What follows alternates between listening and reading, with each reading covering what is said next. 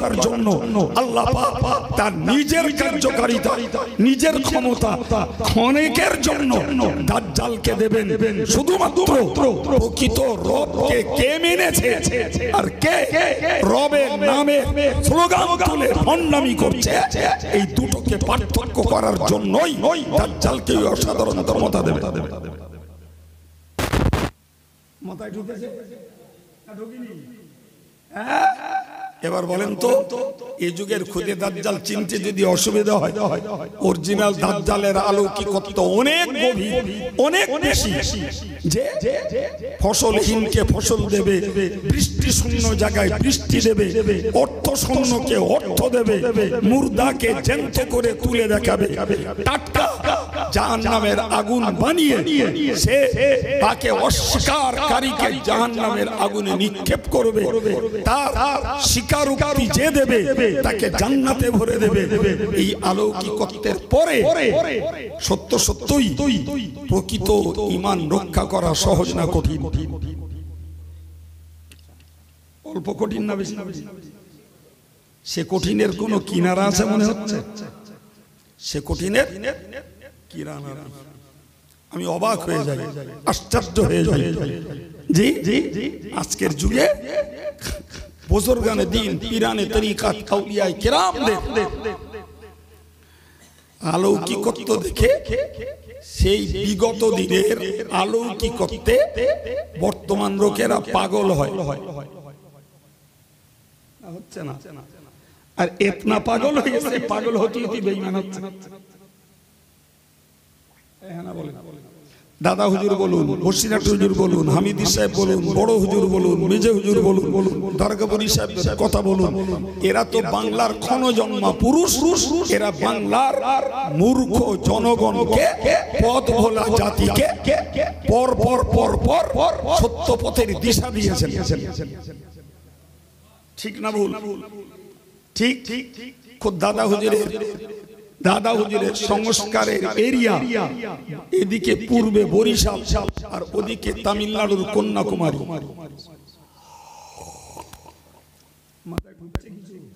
এই বিস্তীর্ণ এলাকা তার হেদায়েতের আলোয় মানুষ উজ্জীবিত হয়েছে। জি পরবর্তীকালে সেই খেদমতের জায়গাকে পূরণ করেছেন বসিরহাটের আল্লামা বড় মাওলানা সাহেব। একটু বুকে হাত দিয়ে বলবেন, আজকে দিন প্রচারকে সামনে রেখে, দিনের খেদমতকে সামনে রেখে প্রকৃতপক্ষে মানুষকে হেদায়েতের পথে দেওয়া হচ্ছে না হেদায়েতের নামে উল্টো বেহেদায়েতের পথে ঠেলা হচ্ছে? আজকে তাদের রেখে যাওয়া এই সংস্কৃত সমাজ আমাদের কাছে হয়েছে অর্থ লোটার একটা সহজ রাস্তা। তারা কি করেছেন? শিরক তাড়িয়ে তাওহীদ প্রতিষ্ঠিত করেছেন, কুফর তাড়িয়ে ঈমান প্রতিষ্ঠিত করেছেন, বিদআতকে বিদায় দিয়ে সুন্নতকে প্রতিষ্ঠিত করেছেন, মাজার পূজা বন্ধ করে মসজিদে সিজদা করার প্রথা চালু করেছেন, জি পুঁথি শিক্ষা বাদ দিয়ে, জি পুঁথি শিক্ষা বাদ দিয়ে দ্বীনি শিক্ষা প্রতিষ্ঠিত করেছেন। সুবহানাল্লাহ বলে। প্রিয় ভাই, ঠিক 100 ডিগ্রি উল্টে এসেছে। 100 ডিগ্রি উল্টে এসেছে সেই পীর ওলিদের কারামত দেখে শুনে মূর্খের জাত এরা মসজিদ বাদ দিয়ে মাজারে গিয়ে ঢোকা ধরে। কথা বলেন না? পীরেরা মাজার চিনিয়েছে না মসজিদ চিনিয়েছে? চিল্লে বললে।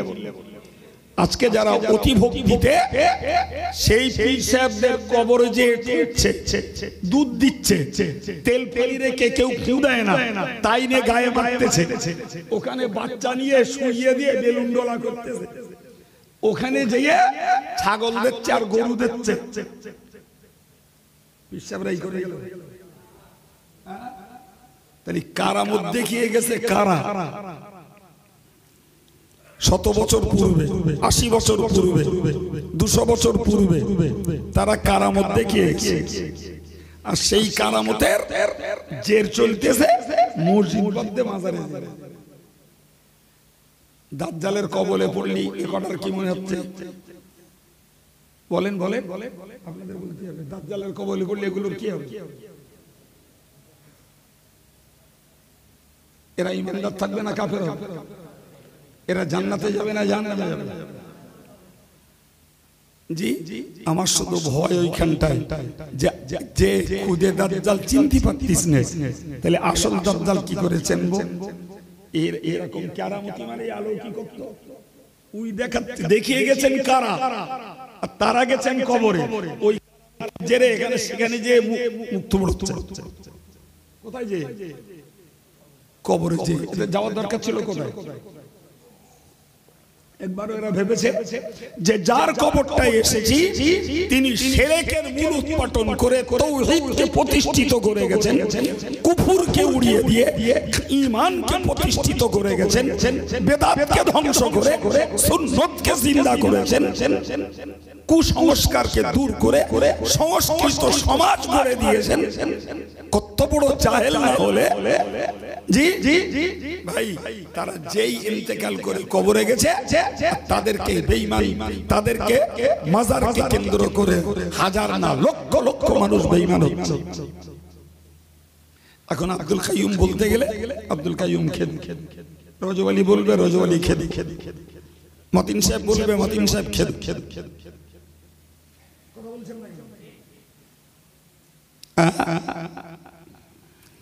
সম্মানিত ভাইরা আমার, আমি যে আয়াত পাঠ পড়ে কথা বলছিলাম, ইন্নাল্লাযীনা ক্বালু রাব্বুনাল্লাহ, যারা বলেছে আল্লাহ আমার রব, সুম্মাস্তাকামু, ওই কথাটির উপরে অটল অচল অনড় অবিচল হয়ে গেছেন। জোরে বলুন সুবহানাল্লাহ। মরার পূর্বে তারাই পাবে অভয় বাণী, তারাই পাবে নিশ্চিন্তের বাণী, তারাই পাবে জীবদ্দশাতেই জান্নাতের সুসংবাদ। স্থিরতার দরকার আছে। যদি দাজ্জালের কবল থেকে, দাজ্জালের অলৌকিকত্বের চুম্বক থেকে যদি ঈমানটাকে বাঁচাতে হয়, স্থিরতার দরকার আছে না নাই? একদম জি। আল্লাহ বললেন যারা আমাকে রব বলেছে তাদেরকে স্থির হতে হবে।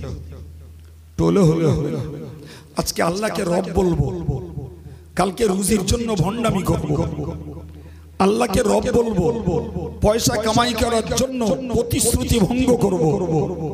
আল্লাহকে রব বলবো, সম্মান কোড়াবার জন্য দুর্নীতিগ্রস্ত হব। আল্লাহকে রব বলবো, সম্মান কোড়ানোর জন্য যে থুতু ফেলেছি সেই থুতু আবার গেলবো।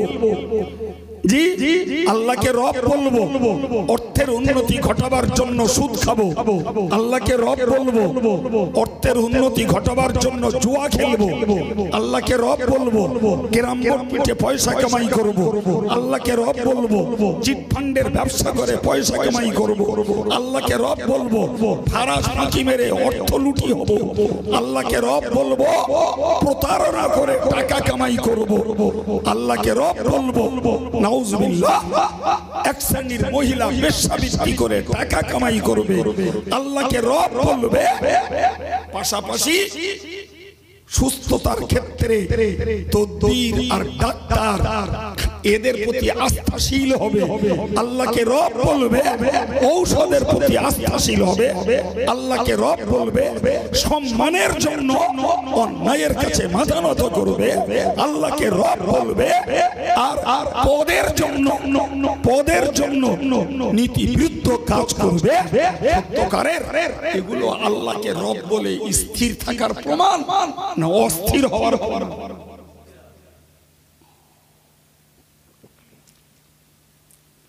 কিছু ভাবার আছে, কিছু ভাবার আছে না? ভাবতে হবে। এই সবগুলো একটাও কি আল্লাহকে রব বলে স্থির থাকার প্রমাণ? বলেন বলেন ভাই, আপনি বলুন তো।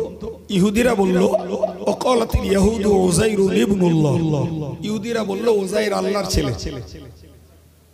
সবাই মিলে বলে, পিছনের ভাইরা না বললে চলে যাবে মনে হচ্ছে।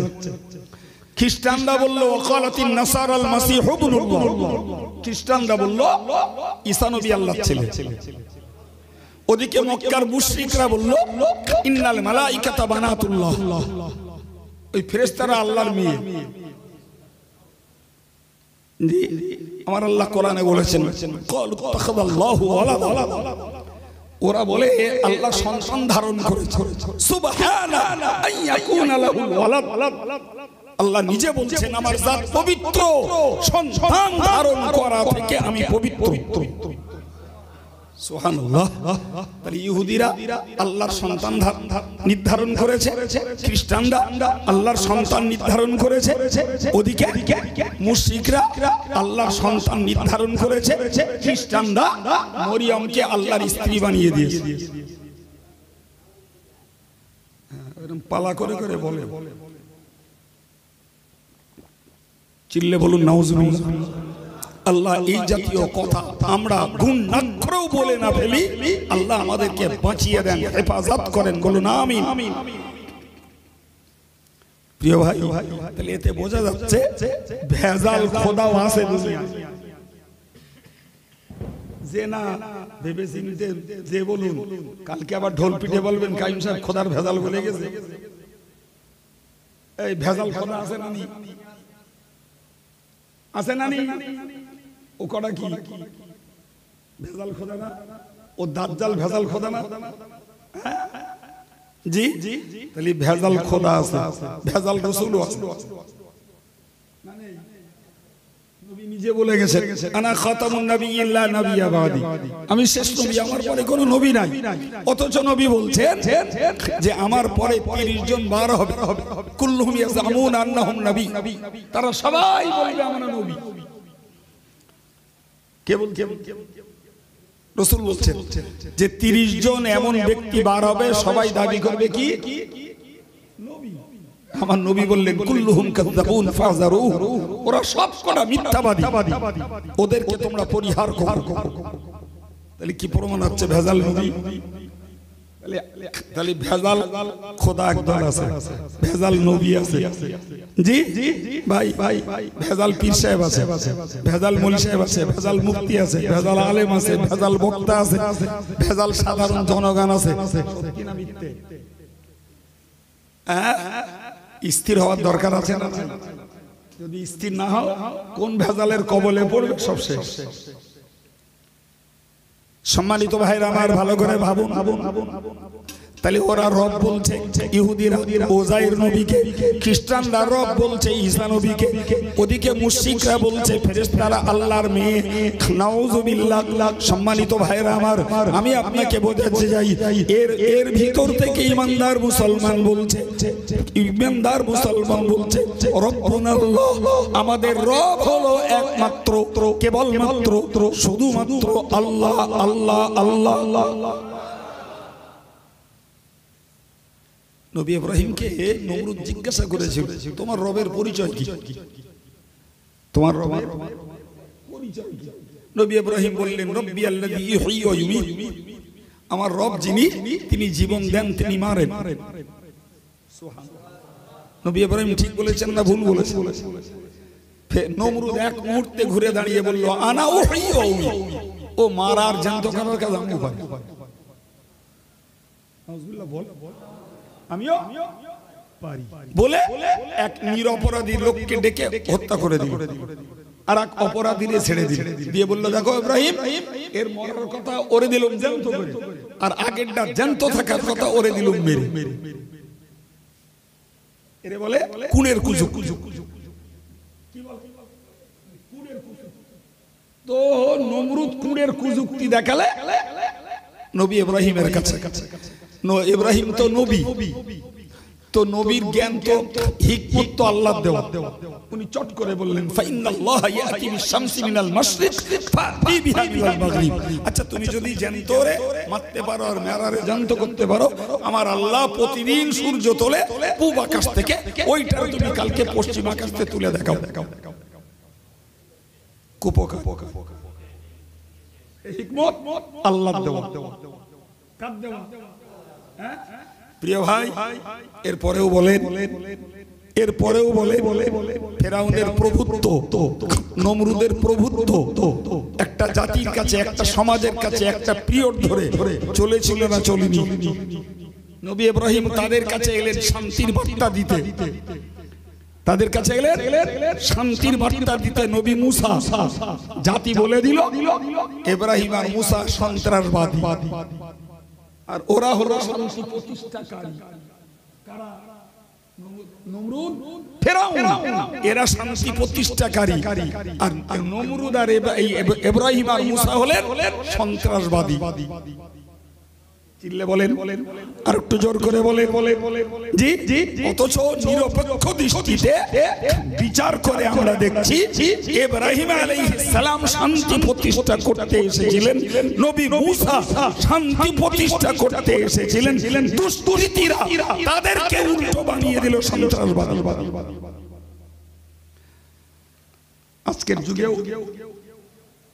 আজকের যুগেও চলছে না?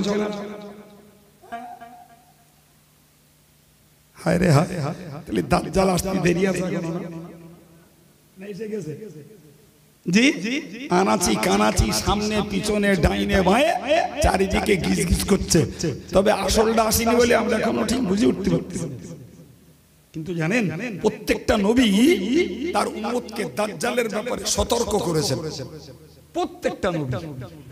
আর আমার নবী তো বিপুল পরিমাণে সতর্ক করেছেন যাতে খাঁটি ইমানদাররা দাজ্জালের কবলে, আর দাজ্জালের অলৌকিকত্ব দেখে যে কটা ওর ফাঁদে বন্দী হবে, ওই কটাই মুনাফিক নামীয় মুমিন। ওদেরকে চেনানোর জন্য আল্লাহ অলৌকিকত্বগুলো দাজ্জালের দেবেন। প্রিয় ভাই, এখন বলুন, তাহলে এই যুগে আল্লাহকে রব বলে দাঁড়িয়ে থাকার দরকার আছে না নাই? দরকার আছে। কিন্তু সমাজটাকে একটু মূল্যায়ন করে দেখে দিন কেমন হয়। আচ্ছা বলেন তো, ওই নবী ইব্রাহিম যে পরিচয় দিলেন আল্লাহর, সেখানে পরিচয় বললেন আমার আল্লাহ জীবন দেয়, আমার আল্লাহ বাঁচায়, মারে। এটা ইব্রাহিম পরিচয় দিলেন কার? আল্লাহ। জি, আজকের কেতনা মুসলমান আপনি নেবেন যারা বিশ্বাস করে অমুক দলে গিলুম বলে বেঁচে গেছে, অমুক দল করিলুম বলে যাই করে রক্ষে হয়েছে, নালে এই দলে থাকলে একদিন সেবড়ে। এটা কি ইমানের বলি? এটা ইমানদারের বলি? এটাকে আল্লাহকে রব বলার স্থিরতার বলি আছে না? না, খোঁজ দিয়ে কোথায় যাব? তামিলনাড়ু না কর্ণাটকে? তাহলে আমার কথা খাটছে যে যুগে বড় অভাব কিসের? স্থিরতার অভাব। কিসের? স্থিরতার অভাব। মানুষ অস্থির খুব বেশি, প্রচুর অস্থির। এরা ভাবেও না, বুঝেও না, চিন্তাও করো। সম্মানিত ভাইরা আমার, ভালো করে ভেবে বলুন, জীবন দেওয়ার মালিক আল্লাহ, মারার মালিক আল্লাহ। পৃথিবীর কোনো অপশক্তি নাই, পৃথিবীর কোনো অপকৌশল নাই। কেউ আমার নির্দিষ্ট হায়াত থেকে হায়াত কেটে নিতে পারে, কিংবা কেউ আমার হায়াতকে এক্সটেনশন করে দিতে পারে, বাড়িয়ে দিতে পারে। এই ক্ষমতা গোটা পৃথিবীর কোনো শক্তি আছে? ভালো করে ভেবে বলুন। কোরআন শরীফে আল্লাহ বলেছেন মাইয়ুহিনিল্লাহু ফামা লাহু মিন মুকরিম। আল্লাহ যাকে বেইজ্জতি করে, আল্লাহ যাকে অপদস্থ করে, আল্লাহ যাকে লাঞ্ছিত করে, তাকে সম্মান জানানোর কেউ নাই। এটা খোদাই নীতি, এটা ন্যাচারাল ল, এটা প্রকৃতির নিয়ম। আল্লাহ যাকে অপদস্থ করে তাকে সম্মান জানাবার কেউ নাই, আর আল্লাহ যাকে সম্মানিত করে তাকে অপদস্থ করার। জি, বাংলার কথায় বলে আল্লাহ যদি কারো চুল ধরে তোলে, তুই পা ধরে টেনে তারে নামাতি।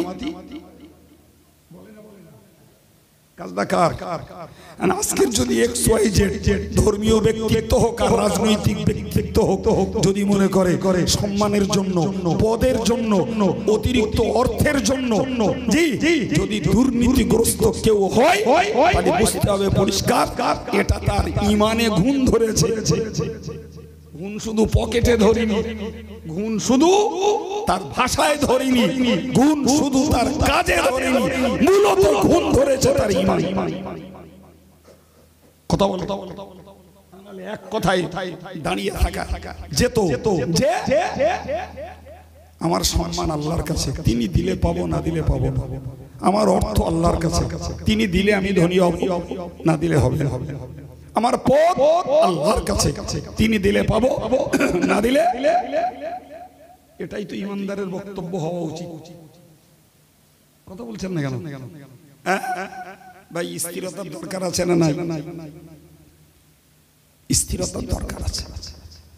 আপনারা জ্ঞানী মানুষ, যথেষ্ট অশোনা মানুষ, শুধু বিষয়গুলো সামনে আনছি, আলাদা করে দলিল দেওয়ার প্রয়োজন মনে করছি না। জি, তাহলে জীবনের মালিক আল্লাহ, মারার মালিক আল্লাহ, অর্থ সম্পদ দেওয়ার মালিক আল্লাহ, সম্মান দেওয়ার মালিক আল্লাহ, দরিদ্র করার মালিক, অপদস্থ করার মালিক। এর উপরে দাঁড়িয়ে থাকি। আল্লাহ আমার রব, আল্লাহ আমার অভাব দিয়েছে, সংকট দিয়েছে। আল্লাহ আমার রব, তিনি আমাকে না খাইয়ে রাখতে চান। আল্লাহ আমার রব, তিনি আমাকে বিপদে বিপদে রাখতে চান। আল্লাহ আমার রব, তিনি আমার প্রিয়জনের বিয়োগ দিয়ে, মরণ দিয়ে তিনি আমাকে চালাতে চান। আল্লাহ আমার রব, তিনি আমাকে লাঞ্ছিত করে রাখতে চান। সব কিছুর পরে বলতে হবে আল্লাহ আমার রব। তিনি যেটাকে চয়েস করেছেন আমি তার উপরে খুশি। এর নাম স্থিরতা। এর নাম কি? জোরে বলেন, এর নাম কি? স্থিরতা। জি, ইসলামী আকীদা হলো আর রিদাউ বিল কাদাই মিনাল ঈমান। আল্লাহর যে কোনো ফয়সালার উপরে সন্তুষ্ট থাকাটাই হলো সুবহানাল্লাহ। কথা ঠিক না? হযরত উম্মে সালামা রাদিয়াল্লাহু আনহা, যিনি আমাদের আম্মা জান, নবী করিম সরকারে দো আলমের জীবন সঙ্গী, তিনি আগে ছিলেন পূর্ব স্বামীর গৃহে। তো রাসূল তাকে বিয়ে করলেন। রাসূল একদিন একান্তে খোশ আলাপে তাকে জিজ্ঞাসা করলেন, উম্মে সালামা, তোমার পূর্ব স্বামী মারা গেলে তুমি কি করেছিলে? তিনি বললেন, ইয়া রাসূলুল্লাহ, আমার পূর্ব স্বামী ইন্তেকাল করলে আমি ইন্না লিল্লাহ পড়েছি আর মায়া মমতার জগৎ চোখের পানি ফেলেছি। এক কথায় ধৈর্যের পরিচয় দিয়েছি। আমি চুল ছিঁড়িনি, বুক চাপড়াইনি, তোলা আচার খাইনি, বিলাপ করিনি, চেল্লা বেল্লা করিনি। প্রিয় নবী বললেন, উম্মে সালমা, তুমি আগের স্বামীর মৃত্যুতে শরিয়ত বিরোধী শোকাহত হওনি, বিনিময়ে আল্লাহ পাক তোমাকে আমার মতো নবীকে স্বামী বানিয়ে দিয়েছেন। তার মানে কি? আল্লাহর বিচারে সন্তুষ্ট থাকলে হৃত মর্যাদা ফিরে পাওয়া যায়। আল্লাহর বিচারে সন্তুষ্ট থাকলে হৃত সম্পদ উদ্ধার হয়। আল্লাহর বিচারে সন্তুষ্ট থাকলে আল্লাহ পাক যথারীতি মানুষের পরবর্তী সময়টাকে আরো কল্যাণময়, মঙ্গলময়, ভালো দান করেন। এটাও সহিহ হাদিস। আল্লাহর বিচারের উপরে সন্তুষ্ট থাকতে হবে না? হবে না? স্থির থাকতে হবে না? হবে না? এখন যদি টাকা হলে আমি খুশি, টাকা নেই তো আল্লাহর প্রতি অভিযোগ, ছেলে মরে গেছে আল্লাহর প্রতি অভিযোগ, বাপটা মরে গেল 1-3 লাখ টাকা খরচা করলাম তাও বাঁচলে না, আল্লাহর প্রতি অসন্তুষ্ট। জি, আমি সামাজিক ভাবে নির্যাতিত, নিষ্পেষিত, নিপীড়িত, আল্লাহর রায়, আল্লাহর মদদ আমার পক্ষে আসছে না, ফলে আল্লাহর প্রতি আমি অসন্তুষ্ট। এগুলো কি আল্লাহকে রব বলে স্থির থাকার পক্ষে? তামাম দুনিয়া ফিলিস্তিনের মুসলমানদের জন্য দোয়া চাই। হ্যাঁ না বলেন, চিল্লে বলেন। আচ্ছা বুকে হাত দিয়ে বলেন দিন, দরদ, দয়া, মায়া, মমতা আমাদের বেশি না আল্লাহর বেশি? ফিলিস্তিনে যারা মরছে ওরা আমাদের বান্দা না আল্লাহর বান্দা? ওখানকার মেয়েরা আমাদের বান্দি না আল্লাহর বান্দি? তা আমরা তো আমাদের মানবিক আর ইমানি দায়িত্ব পালন করছি মাত্র। আল্লাহ তুমি ওদের উপরে দয়া দেখাও, কিন্তু এটা তো ভাবতে হবে আমাদের থেকে দয়া আল্লাহর বেশি। ওই বান্দা বান্দিগুলো যারা নির্যাতিত হচ্ছে ইহুদিবাদী ইসরাইলদের অত্যাচারে, সব আল্লাহ তার কুদরতের চোখে বিলক্ষণ দেখছেন। যতক্ষণ ওই মালিকের দয়া না হবে আমাদের দোয়া কার্যকর হবে। কি করতে হবে? কি করতে হবে? বলতে হবে নাউজুবিল্লাহ, যে আল্লাহ বোধহয় নি থাকলে আমাকে দেখতো।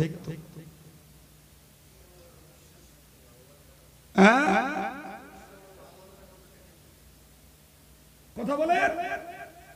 তাহলে আজকে তারা নির্যাতিত, কিন্তু আপনাকে জানতে হবে এটা যে ইসরাইল ফিলিস্তিনের ভূখণ্ড দখল করতে চাইছে আর ফিলিস্তিন তাদের ভূখণ্ড রক্ষা করতে চাইছে। প্রিয় নবী স্পষ্ট বলেছেন, নিজের সম্পদ রক্ষা করার জন্য যারা দুষ্কৃততে দাঁড়ায় মরবে তারা হবে ঈমান শর্তে শহীদ। ফিলিস্তিনের মেয়ে মরদ যারা মরছে এরা কি শহীদ? আর যারা পরের ভূখণ্ড গাজুয়ারি করে দখল করতে চাইছে এরা যে কটা মরবে, নবী বলেছেন ফাহুম ফিন্নার, ওরা কোথায় যাবে?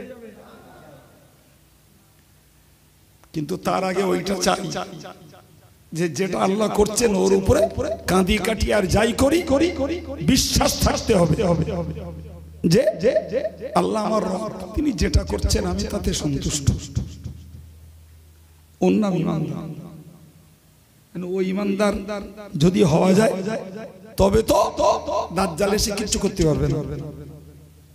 আর এখন যদি মনে হয় সুদ না খালি বড় লোক হওয়া যাবে না, মিথ্যা কথা না বললি বড় লোক হওয়া যাবে না, দল না পাল্টালি সম্মান পাওয়া যাবে না, পার্টি না পাল্টালি বড় পদ পাওয়া যাবে না, অনেক টাকা হবে, নীতি পাল্টাতে হবে টাকা হবে, ওয়াদা খেলাপ করতে হবে টাকা হবে, আগে যারে বলিস দুধ এখন বলবো মুত তাইলে হবে টাকা।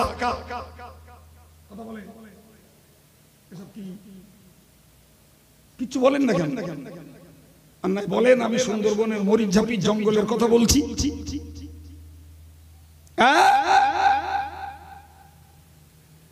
এগুলো নিশ্চিত আল্লাহকে রব বলে স্থির থাকার প্রমাণ নয় নয় নয় নয়।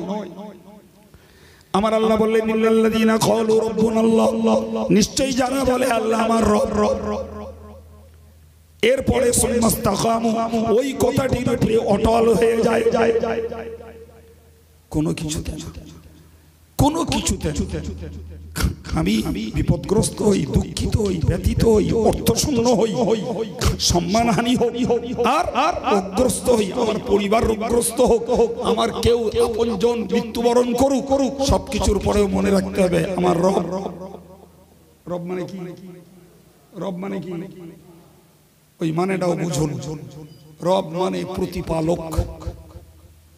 রব মানে আমাকে যিনি প্রতিপালন করছেন তিনি আমার আল্লাহ। তাহলে রব মানে প্রতিপালক। তাহলে আমার যে কন্ডিশন, যে হালাত, যে সিচুয়েশন, এর প্রতিপালন কে করছেন? ওর উল্টো পাল্টা কিছু করার আছে? কিছু করার আছে? এই আশপাশ থেকে আমার বোধহয় সপ্তাহ আগে একদম ফোন করে বলছে হুজুর,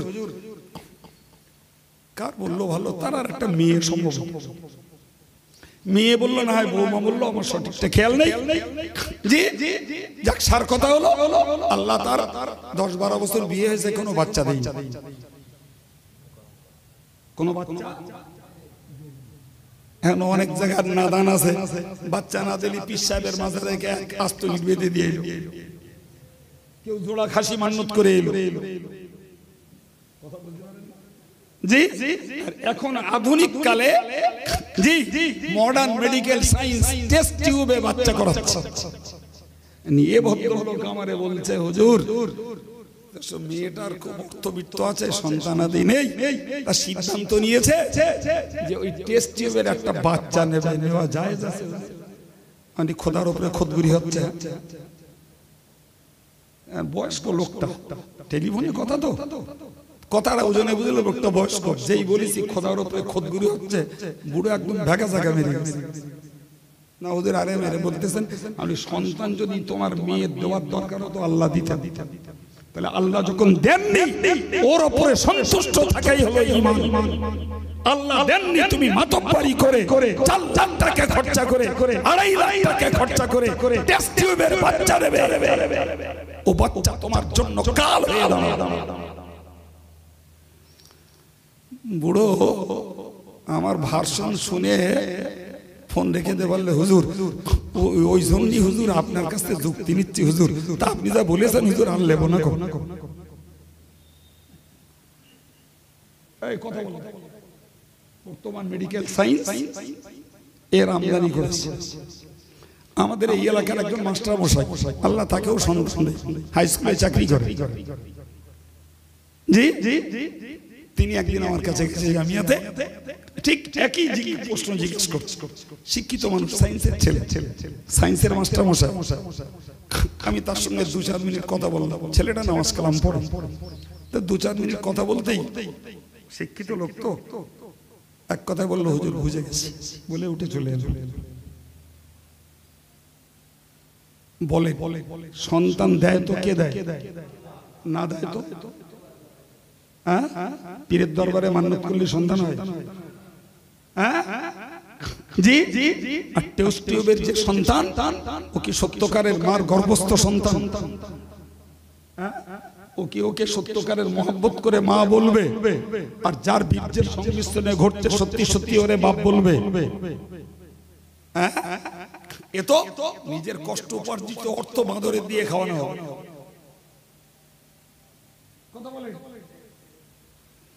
সুতরাং আমার একটাই বক্তব্য আজকে, যে আমাদের জীবনটার স্থিরতা চাই। তার নাম্বার 1, আল্লাহকে রব বলে স্থির হতে হবে। শুধু লা ইলাহা ইল্লাল্লাহ বলে থাকলে হবে না। আনুষঙ্গিক সমস্ত কাজগুলির ক্ষেত্রে আমাকে দৃঢ় হতে হবে। সব কৃতিত্ব কার? দিলেও আল্লাহর, না দিলেও, সুখে রাখলেও আল্লাহ, অসুখে রাখলেও, টাকা দিলেও আল্লাহর, না দিলেও, বিপদ দিলেও আল্লাহর, শান্তিতে রাখলেও এর নাম স্থিরতা। সম্মানিত ভাইরা আমার, 2 নম্বরের কথা মনে রাখুন। আমি আপনাকে বোঝাতে চাইছি আরেকটি কথা।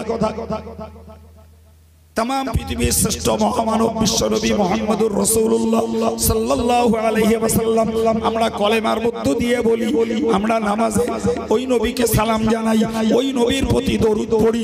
মুয়াজ্জিন সাহেব আজানে ওই নবীর নামে সাক্ষ্য দিচ্ছে প্রতিদিন 5 বার করে 10 বার। 5 ওয়াক্ত নামাজে কবার? এই আশহাদু আন্না মুহাম্মাদার রাসূলুল্লাহ কবার বলে? তাহলে 5 বারে কবার হলো? সাক্ষী দিচ্ছে মোহাম্মদ আল্লাহর রাসূল। আর আমরা যারা আজান শুনি, প্রিয় নবী বলেছেন, কুলু মা ইয়াকুলুল মুয়াজ্জিন, মুয়াজ্জিন যা বলে তোমরাও তাই বলো। তার মানে মুয়াজ্জিন যদি আশহাদু আন্না মুহাম্মাদার রাসূলুল্লাহ বলে, আমাকেও বলতে হবে তাই। তাহলে আমরাও বলছি দিনে 10 বার করে। এরপরে রবিউল আউয়াল মাস এলো, মিছিল বার হলো, আমার নবী তোমার নবী বিশ্ব নবী মুস্তাফা, আমার নেতা তোমার নেতা বিশ্ব নেতা মুস্তাফা। ভাই তুমি লা ইলাহা ইল্লাল্লাহ পড়ছো, মুহাম্মাদুর রাসূলুল্লাহ বলছো, ঠিক আছে। আশহাদু আন্না মুহাম্মাদার রাসূলুল্লাহ বলছো, ঠিক আছে। তুমি নামাজে নবীকে সালাম দিচ্ছ, ঠিক আছে। নবীর প্রতি দরুদ পড়ছো, ঠিক আছে। তুমি নবীর নামে স্লোগান দিচ্ছ, ঠিক আছে। এবার একটু এসো তো ভাই, তোমাকে একটু যাচাই করে দেখি। তুমি স্লোগান দিলে, পরে ঘুরে দেখছি তোমার নেতা এক রাজনীতিবিদ, তোমার কার্যকারী নেতা এক ফুটবলার, তোমার নেতা এক ক্রিকেটার, তোমার নেতা আর এক চিত্র অভিনেতা। ভুল বলো, কিছু বলে এই তো दाल में कुछ काला है ना, बोले ना बोले ना, ছি ছি ছি। এদিকে মুখে বলছি আমার নেতা মোহাম্মদ, আর কাজের বেলায় আমার উপরে খবরদারি চলছে কাদের? Political leader.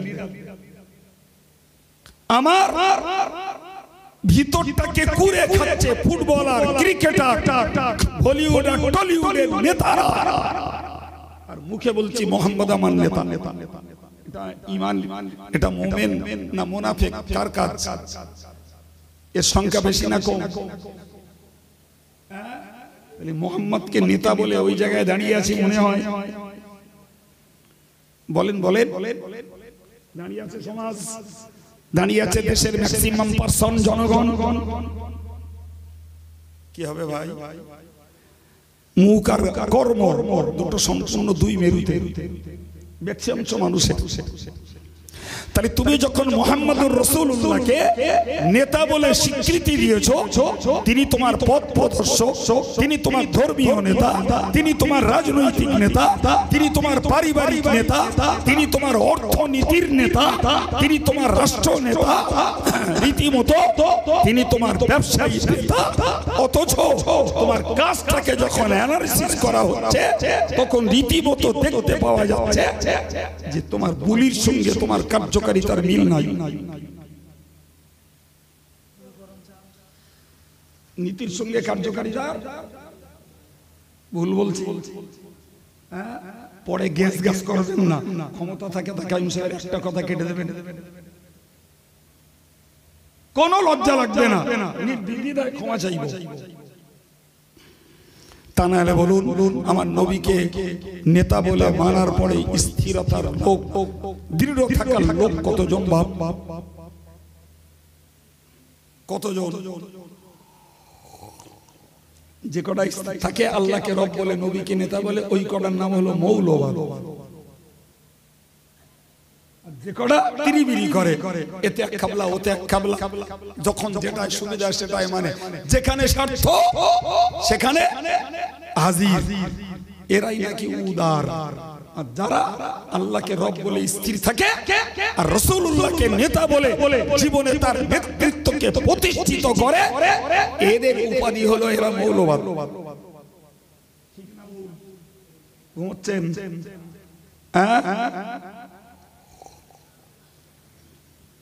কি হবে?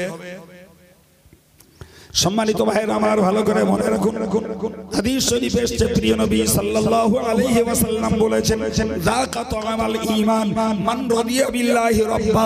ওই লোকটা ঈমানের টেস্ট পেয়েছে, ঈমানের মজা ওই লোকটা পেয়েছে যে লোকটা আল্লাহকে রব বলে সন্তুষ্ট হয়েছে। জোরে বলুন, ওই লোকটা ঈমানের মজা পেয়েছে। ওবিল ইসলামী দীনা, ইসলামকে ধর্ম হিসাবে মেনে নিয়ে যে লোকটা সন্তুষ্ট হয়েছে, চিল্লে বলুন সুবহানাল্লাহ। আবার ওই নবী বললেন, ওবি মুহাম্মাদিন নাবিয়্যা, যে লোকটা আমি মুহাম্মদুর রাসূলুল্লাহকে নবী বলে মেনে নিয়ে যে লোকটা সন্তুষ্ট হয়েছে, ওই লোকটাই তো ঈমানের মজা পেয়েছে। আলহামদুলিল্লাহ।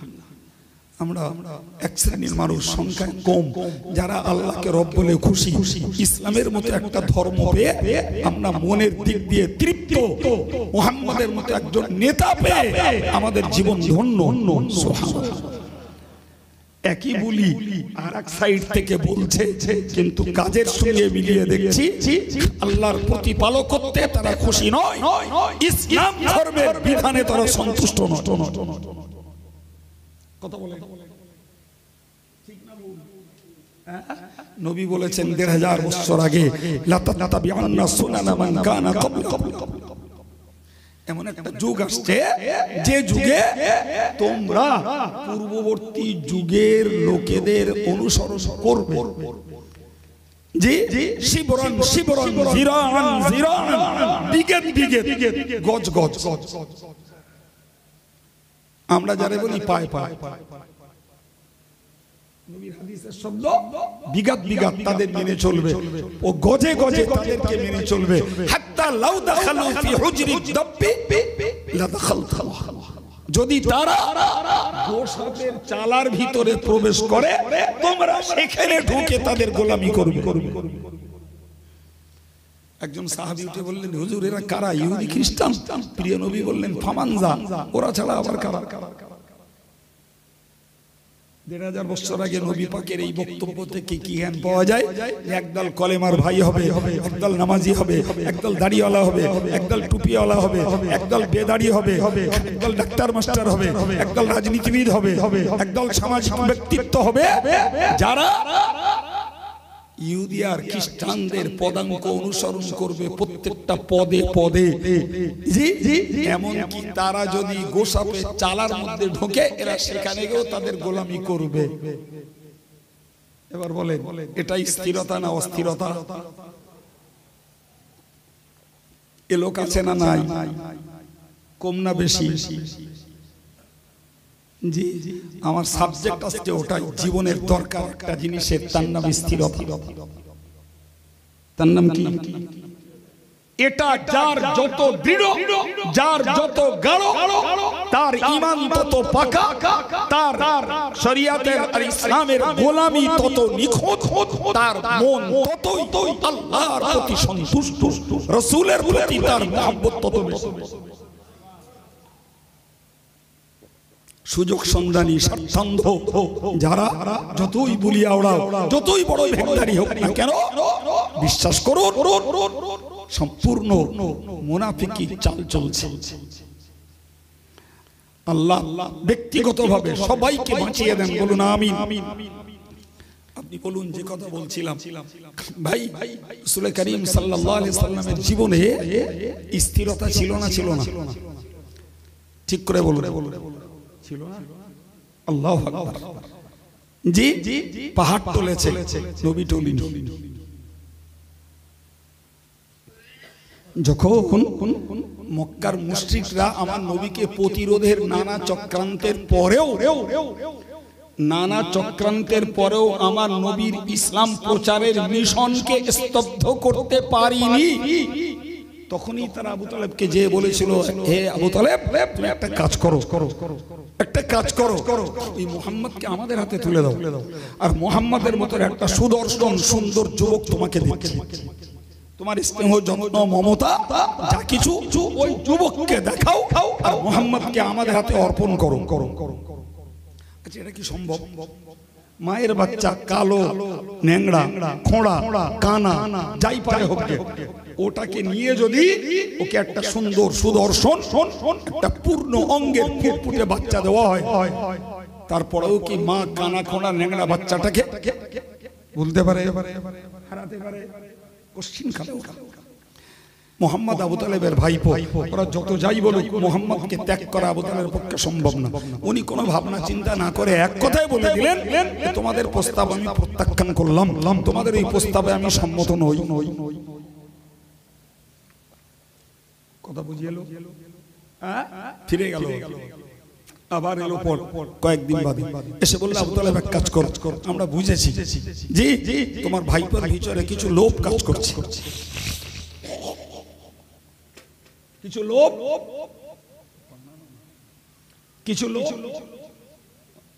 কাজ করছে, তো তোমার ভাইপোকে বলো যদি সে চায় অর্থ আরব সেরা ধনী বানিয়ে দেবো, চাই যদি সুন্দরী মেয়ে তাকে আরব সুন্দরী মেয়ের সঙ্গে বিয়ে দেবো, যদি চাই নেতৃত্ব তাকে আরব সাম্রাজ্যের নেতা বানিয়ে দেবো। আপনি বলুন, জাগতিক দৃষ্টিতে এই তিনটে থাকলে আর কি চাই? কথা বল, ওই দরকার তো তিনটে। পকেট গরম থাকার দরকার, ঘরে একটা সুন্দরী গৃহিণী দরকার, বাইরে থাকা দরকার মাতব্বরি আর দাদাগিরি। তিনটে থাকলে জাগতিক দৃষ্টিতে আর কিছু লাগে? আবু তালেব স্বাভাবিকভাবে ওদের তিনটে অফারে খুশি হয়ে গেল, বোধহয় এবার ভাইপোটাকে ফেরানো যাবে। জি, রাত বাড়লো, আবু তালেব রাসূলকে ডাকলেন, এসে বললেন, বাবা, মক্কার কাফেররা তোমার জন্য একটা সুবর্ণ সুযোগ দিয়েছে, তুমি সুযোগটা নাও, তাতে তুমিও স্বস্তিতে থাকতে পারবে, আমিও স্বস্তিতে থাকতে পারবো। তা আবু তালেব রাসূল ভাবলেন বোধহয় এরা বোধহয় মুসলমান টুসলমান হবে কিছু। বলে কি চাচা? বললে ওরা তোমাকে নেতৃত্ব দেবে, সুন্দরী মেয়ে দেবে, বিপুল অর্থ দেবে, দাবি একটাই তোমাকে এই কলেমার প্রচারটা বন্ধ করা লাগবে।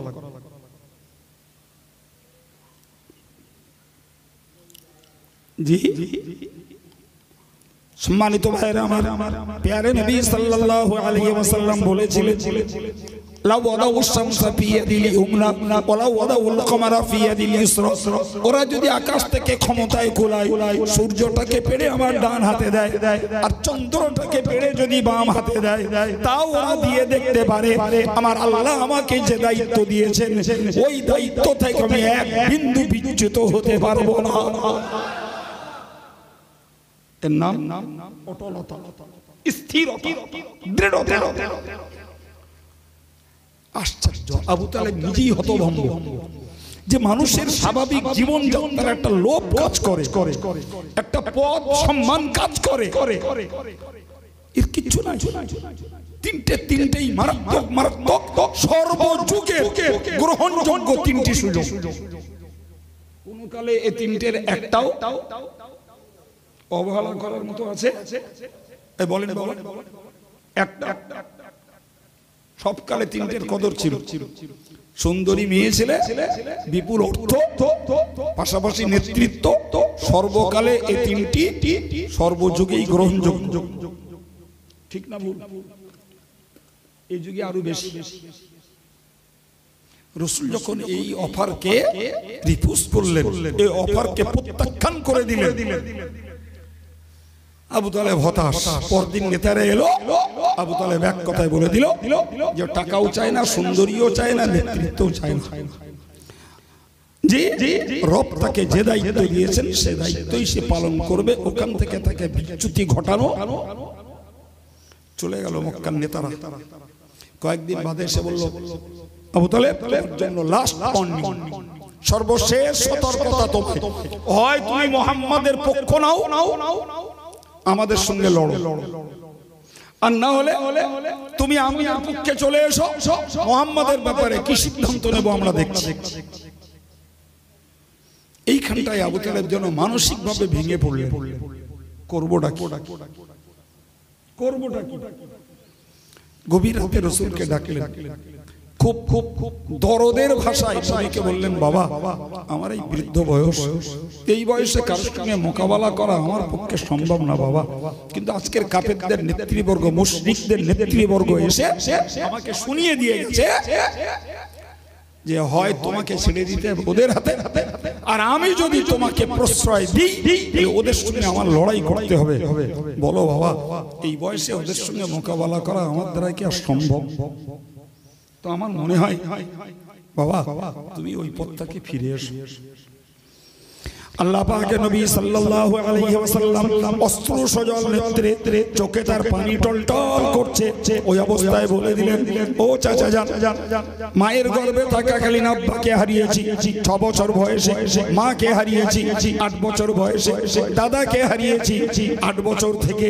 আপনার আশ্রিত, আজকে যদি আপনি আমার দায়িত্ব ছেড়ে দেন, আমি ভেবে নেব গোটা বিশ্ব জুড়ে আমার জন্য দুনিয়ার মাটিতে আহা বলার আর কেউ নাই, সেটাও আমি মেনে নেব। তবে আমার আল্লাহর দেওয়া দায়িত্ব দ্বীন, ঈমান, কোরআন প্রচার থেকে এক বিন্দু বিচ্যুত হতে পারবো না। আবু তালেব রাসূলের কথা শুনে নিজেও কেঁদে ফেললেন। রাসূলকে কাছে ডেকে গায়ে হাত বুলিয়ে বলে দিলেন, জি যাও মুহাম্মদ, তুমি তোমার কাজ করো। আবু তালেব যতক্ষণ বেঁচে আছে ততক্ষণ দেখতে চায় মুহাম্মাদের গায়েকে স্পর্শ করে। রাসূলের চোখে পানি, মুখে হাসি। আমার নবীকে টলানো গেছে টাকার লোভ দেখিয়ে, নেতৃত্বের লোভ দেখিয়ে, সুন্দরী মেয়ের লোভ দেখিয়ে। ওগো সারা জীবন ওয়াজ শুনবো আর নারায়ে তাকবীর আর জিন্দাবাদ বলে চলে যাব, আর হুজুর থেকে হুজুর ভক্ত নীতির স্থিরতা পাবো না? নীতি ঠিক থাকবে না? এ কোন দেশের কথা? জি ভাই সাধারণ মানুষের সংখ্যা বেশি, ফলে তাদের ভিতরে স্থির লোকের সংখ্যা তুলনামূলক বেশি, কিন্তু ড্রাইভার গুলো যেন টোলো হয়ে গেছে বেশি। প্যাসেঞ্জারের তবু নীতি আছে, ড্রাইভার যেন টোলো হয়ে গেছে বেশি। শুধু ভাবতেছে একলা কি করব, কি খাবো, কি খেয়ে বাঁচবো। জি প্রিয় ভাই, আমি আপনাকে এরপরে বলবো, তাহলে আমাকে রব বলে স্থির হতে হবে, ইসলামকে ধর্ম হিসাবে মেনে নিয়ে স্থির হতে হবে। कितना मुसलमान नेबेन रे भाई আজকে একটা সময় তারা নামাজ, আর একটা সময় রোজা, আর একটা সময় দানে, আর একটা সময় ধর্মীয় বুলিতে। এগুলো দেখলে মনে হয় সত্যি লোকটা ধার্মিক, আবার পর মুহূর্তেই তাকেই দেখতে পাচ্ছি যথারীতি সুদে মদে ওই পতিতালয়ে, তাকেই দেখতে পাচ্ছি খেলায়, তাকেই দেখতে পাচ্ছি জুয়ায়, তাকেই দেখতে পাচ্ছি চোরের দলে, ডাকাত তাকেই দেখতে পাচ্ছি বিয়ে প্রচার করার দল।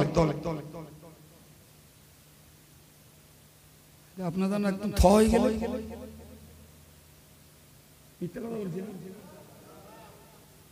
এটা কি এটাই কি ইসলাম মানার নিয়ম? এটাই কি নবী মুহাম্মদ সাল্লাল্লাহু আলাইহি সাল্লামের জীবনের চ্যালেঞ্জের মোকাবেলায় বিশ্বে মহাবিশ্বে এককভাবে দাঁড়িয়ে থাকার রেকর্ড কি উম্মতের কাছে?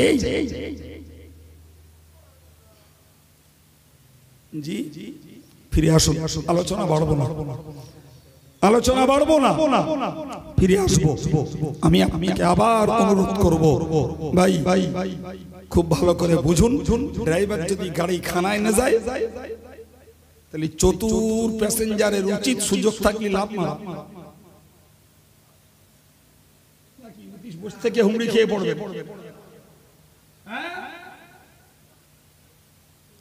সম্মান